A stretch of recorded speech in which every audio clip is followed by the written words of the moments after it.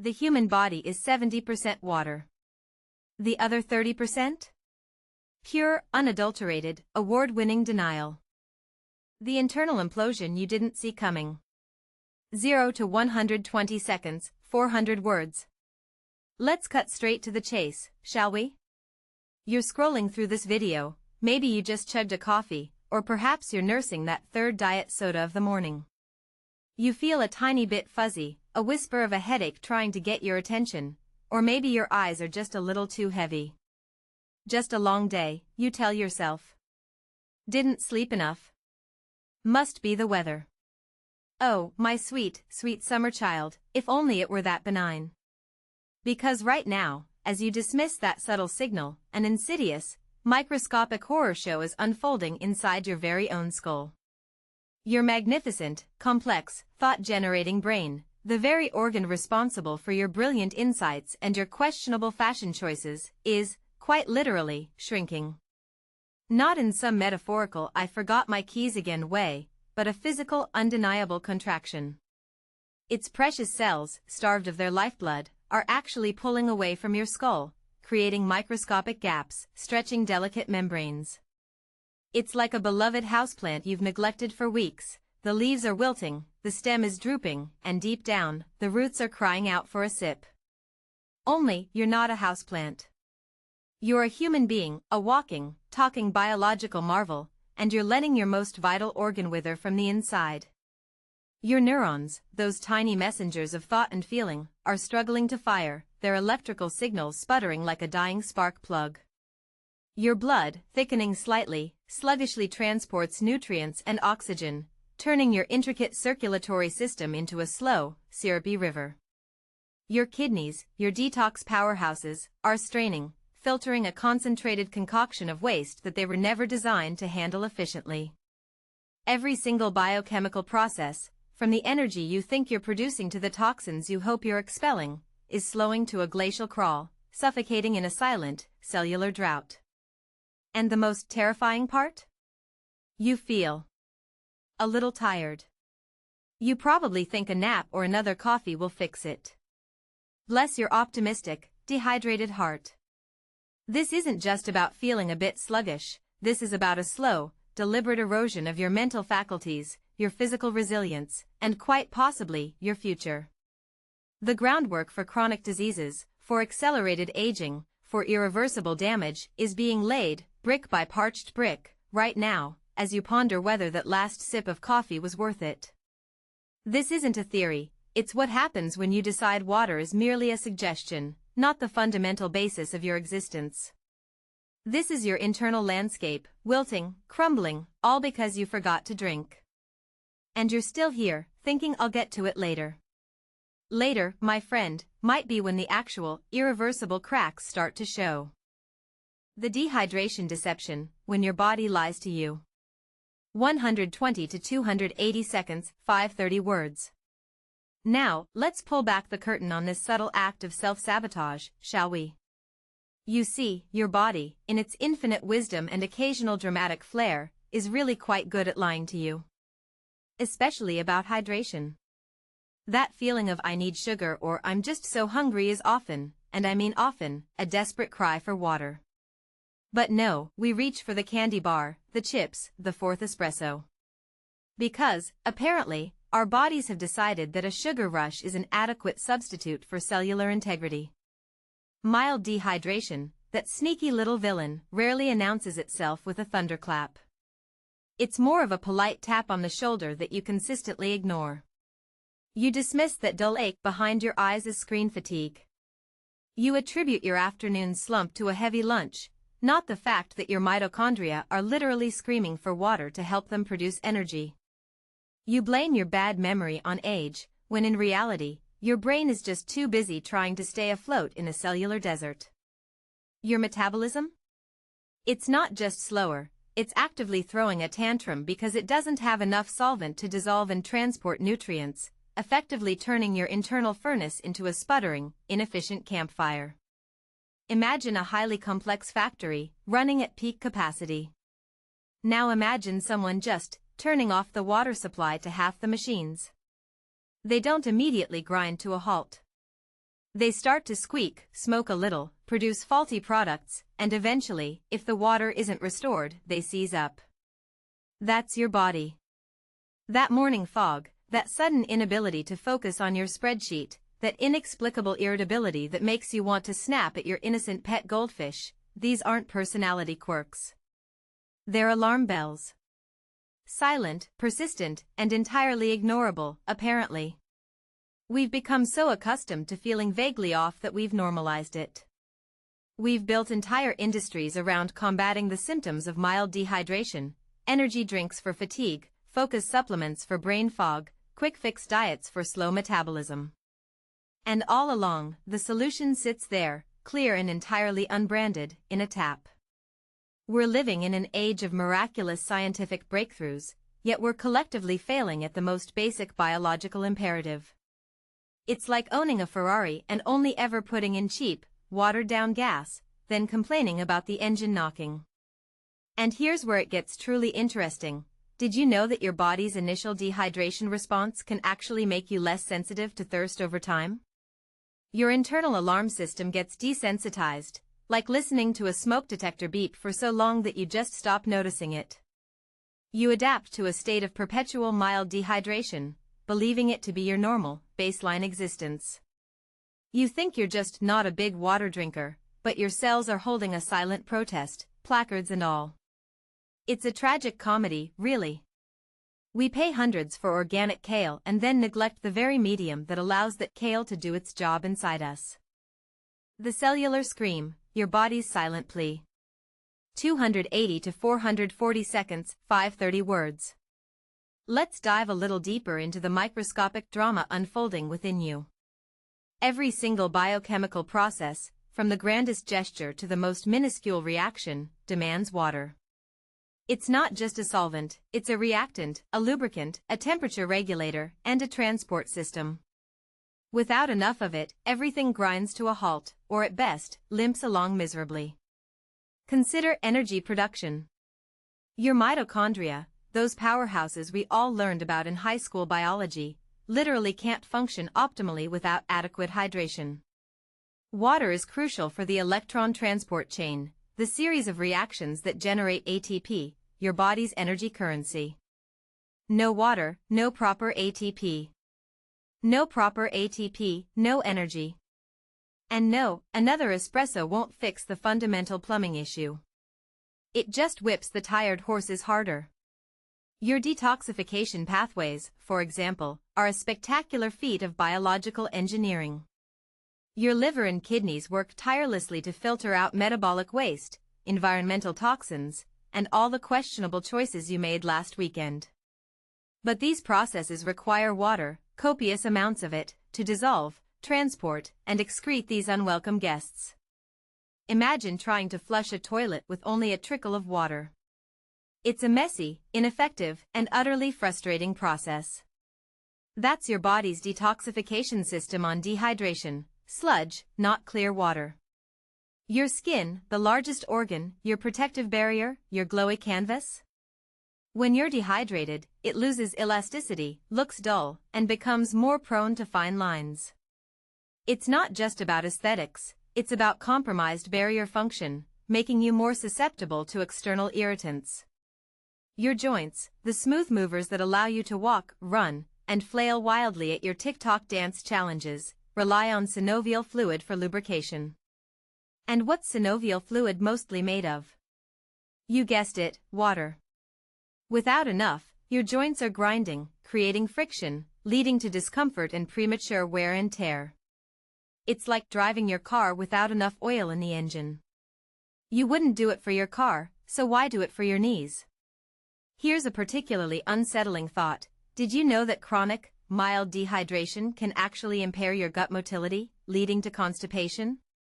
Your colon, in a desperate attempt to conserve water, will extract every last drop from your waste, turning it into a slow-moving, compacted nightmare. It's not just uncomfortable, it contributes to a buildup of toxins that your system is now struggling even harder to eliminate. You're essentially creating your own internal traffic jam, then wondering why you feel so backed up, both literally and figuratively. It's an entire ecosystem, delicately balanced, and you're pulling out the Jenga block labeled water. What could possibly go wrong? Everything, apparently. Every cell, every organ, every system is silently screaming for the one thing it needs most, and we, in our profound wisdom, are offering it another sparkling beverage. The brain's betrayal, when your mind goes rogue. 440 to 600 seconds, 530 words. Now, let's circle back to our star player, the brain. Because while every organ suffers from dehydration, your brain, being roughly 75% water, is particularly dramatic about it. Even a mere 1 to 2% drop in your body's water content can significantly impair cognitive function. We're not talking about profound, obvious impairment, we're talking about a subtle, insidious decline that you'll probably just attribute to one of those days. Your mood suddenly takes a nosedive? Could be dehydration. Struggling to focus on a task you usually breeze through? Dehydration. That feeling of being mentally drained after just a few hours of work? You guessed it. Your brain cells, remember, are literally pulling away from your skull, and that's just the physical aspect. The biochemical processes within those cells are equally compromised. Neurotransmitter production and function, crucial for mood regulation, memory, and cognitive speed, are highly dependent on water. When you're dehydrated, the synthesis of these vital chemicals slows down, and their ability to transmit signals effectively diminishes. It's like trying to send an urgent email through a dial-up modem in 1998. It might eventually get there, but it's going to be slow, frustrating, and prone to errors. Rare fact 1. Did you know that studies have shown even mild dehydration can reduce brain volume, temporarily mimicking the effects seen in early stages of some neurodegenerative conditions? Yes, you are actively shrinking your brain. And before you panic, it is generally reversible with rehydration, but the repeated stress, the chronic wilting, undoubtedly takes its toll over time. Imagine trying to solve a complex puzzle when every piece is slightly warped and doesn't quite fit. That's your dehydrated brain attempting to navigate daily life. Decision-making becomes harder, reaction times slow, and even basic arithmetic starts to feel like advanced calculus. Your working memory, the mental scratchpad you use for immediate tasks, becomes unreliable, leading to those frustrating moments where you walk into a room and instantly forget why you went there. And here's the kicker, dehydration can exacerbate anxiety and stress. When your body is under physical stress from lack of water, it triggers the release of stress hormones like cortisol. So not only are you mentally sluggish, but you're also more prone to feeling overwhelmed, irritable, and anxious. It's a vicious cycle. You feel stressed, you forget to drink, your body produces more stress hormones, you feel more stressed, and around we go, until you're a dehydrated, anxious mess, wondering why the world feels so heavy. Your brain, the command center of your entire being, is performing an elaborate, high-wire act with no safety net, and you're actively trying to dehydrate the wire. It's not bravery, it's just really, really bad judgment. The hydration hacks, outsmarting your body's denial. 600 to 800 seconds, 670 words. So, we've established that your body is a fragile, water-dependent marvel, prone to spectacular internal implosions if you forget to give it a drink. Now, how do we outsmart this denial and prevent our brains from becoming prunes? The answer, shockingly, isn't a complex, expensive biohacking ritual. It's utterly mundane, almost offensively simple. Drink water consistently throughout the day. Not a grand, heroic chug of a gallon at 5 p.m. after a day of zero intake.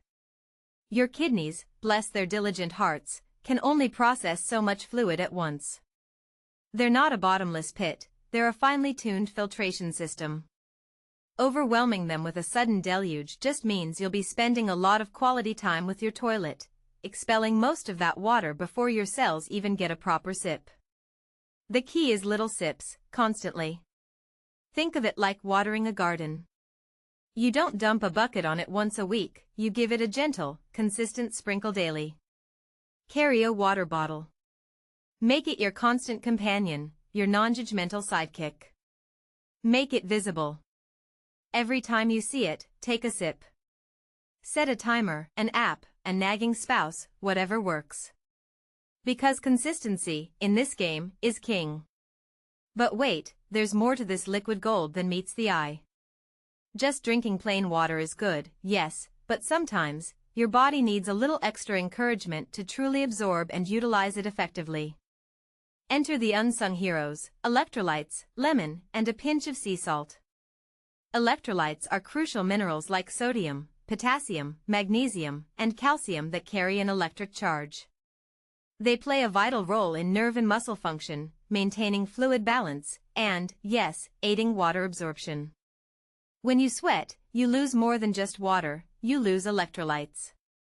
Replenishing them isn't just for marathon runners, it's for anyone experiencing even mild activity or just, being a human whose cells require them to function.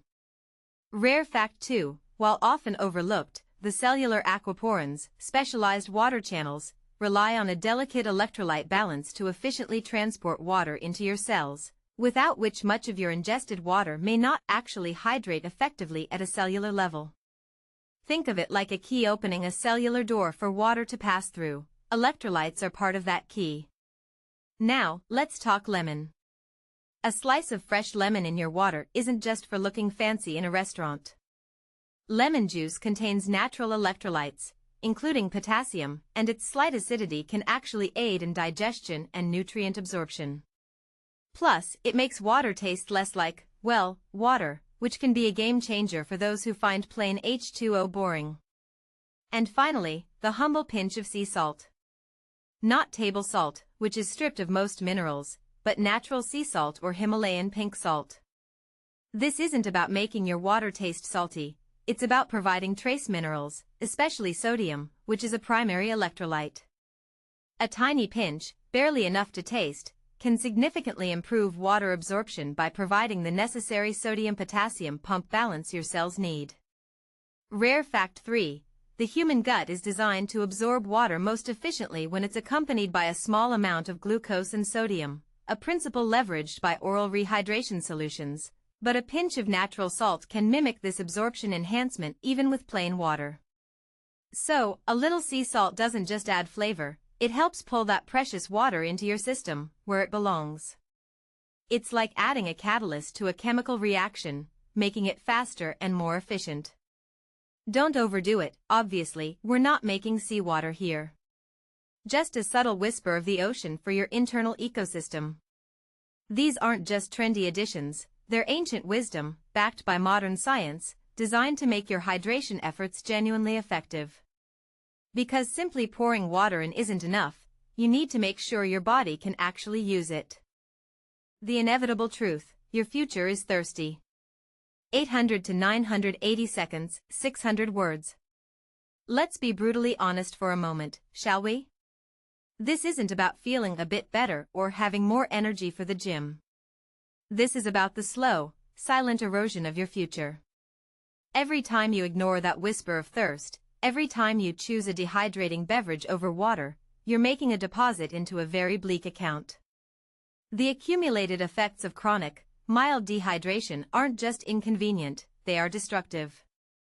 That dull ache in your joints? Over years, it contributes to cartilage breakdown and premature arthritis. That sluggish metabolism? It's not just making it harder to lose weight, it's impacting cellular repair and increasing systemic inflammation. That brain fog? It's not just making you forget where you put your keys, it's subtly impairing neuroplasticity, the brain's ability to form new connections and adapt. You are, quite literally, creating a less capable, less resilient, less vibrant version of yourself, one parched cell at a time. Your body is a magnificent machine designed to adapt, to survive, to compensate. But there's a limit to that resilience. Push it too far, for too long, and those compensations start to become your new, lower baseline. You start to believe that feeling constantly tired is normal. That having difficulty concentrating is just part of getting older. That a consistent headache is just how your head feels. This isn't normal. This isn't aging gracefully. This is allowing your internal ecosystem to decay, slowly, quietly, until the damage becomes too significant to ignore, too entrenched to reverse easily. Think about the long game. What kind of cognitive function do you want to have in your 60s, 70s, 80s? Do you want a sharp, agile mind, or one that's struggling to recall basic facts, weighed down by years of cellular neglect? What kind of physical resilience do you want? Do you want to be able to move freely, or will your joints ache with every step because they've been run dry for decades? The choices you make right now, about something as seemingly insignificant as drinking a glass of water, are laying the foundation for your future self. It's not about fear-mongering, it's about a cold, hard dose of reality. Your body isn't going to send you a dramatic memo with flashing lights and siren sounds warning you about impending cellular doom. It's going to send you subtle signals that you've become incredibly adept at ignoring. And by the time those signals become screams, chronic pain, irreversible cognitive decline, systemic organ issues, it might be too late to simply reach for a glass of water. The clock is ticking, your internal fluids are diminishing, and the potential for a far less enjoyable, far less functional future is increasing with every single missed sip. So, the next time you feel a little off, remember that it's not just a passing mood. It's your magnificent, complex organism, designed for optimal performance, slowly, silently, betraying you because you're denying it the very essence of life. It's not a joke anymore. It's the chilling, inevitable consequence of biological neglect. And the truly horrifying part? You're already dead. Not physically, of course. But the optimal version of yourself, the one that could have thrived with proper hydration, that person is already gone, replaced by a ghost of potential, fading with every dry breath you take.